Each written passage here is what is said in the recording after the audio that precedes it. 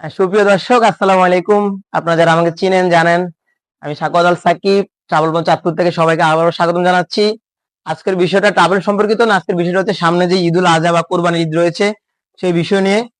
আপনারা সবাই জানেন যে ট্রাভেলিং ব্লগিং এর পাশাপাশি আমার আরেকটা সেক্টর রয়েছে, সেটা হচ্ছে লাইভ ইউটিউব সেক্টর।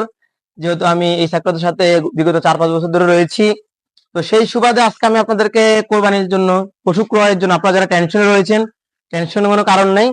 কারণ আজকে আমি আপনাদেরকে কোরবানির পশু ক্রয়ের জন্য সবচেয়ে বেস্ট একটা জায়গা আপনাদেরকে সাজেস্ট করব, এবং যেই গরুগুলা আমি একদম খুব শুরু থেকে বিগত 2 বছর ধরে দেখে আসছি এবং সম্পূর্ণ প্রাকৃতিক উপায়ে যেভাবে গরু লালন পালন করে, যেটা আমরা এখন তো হচ্ছে বাজারে অনেক কিছু পাওয়া যায়, মানুষ খুব আতঙ্কিত থাকে যে প্রাকৃতিক উপায়ে গরু কিভাবে লালন পালন করা, ওই ধরনের গরু আমরা কিভাবে কিনতে পারি।